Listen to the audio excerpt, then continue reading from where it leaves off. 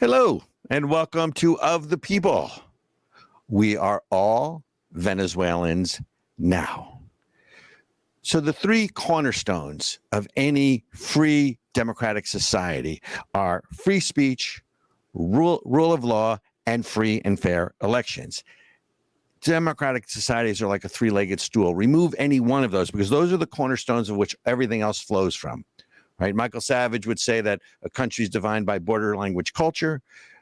A democratic society is really defined by freedom of speech, rule of law, and free and fair elections.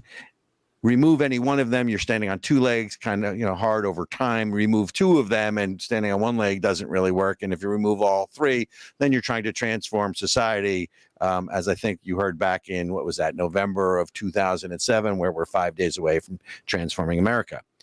So Venezuela just had an election. Well, at least they call it an election. Clearly, most objective observers think that Nicolas Maduro lost, that the conservative opposition won. But of course, Venezuela, the Venezuelan leader is calling that he won, right? And don't forget, Joseph Stalin said, who votes doesn't count. What matters is who counts the vote, right? Which, take a look at Venezuela.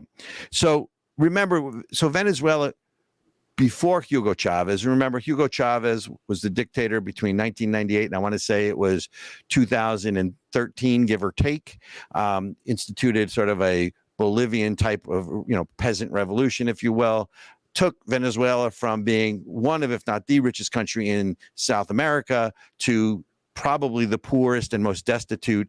His handpicked successor, Nicolas Maduro, now supposedly for a third term. But now you have unrest and riots in the streets. You have the police. You look at some of the videos that are online that are taking off their uniforms and they are joining the protesters in all of this.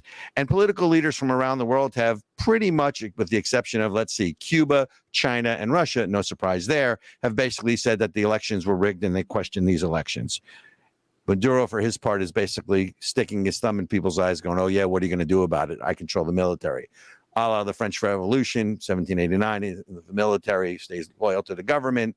The riots and protests are going to amount to absolutely zero.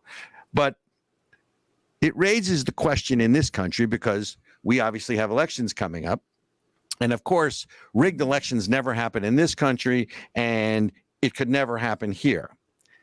You sort of have to question things like that because now if you go back with November around the corner, you have certain states, including Georgia, where both Democrats and Republicans have now said we want to get rid of Dominion voting service. We want a paper trail and a paper ballot so we can make sure that we have the election right.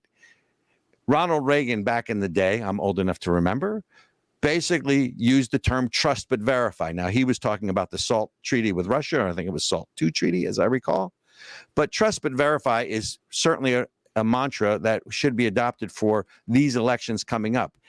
And free and fair elections is a democratic mantra, along with for the safety of all, along with saving democracy, along with, we need to, trust the science, right? Those are all the mantras in all of this. So remember, the most sacred right that we have is a free and fair election. Giving the people the confidence they need to believe that the elections were free and fair is imperative if we're going to reestablish balance in this country and reestablish trust in government, which in my lifetime is at an all-time low. Because without trust and verify, we're all heading to Venezuela or to become Venezuela. And that right soon.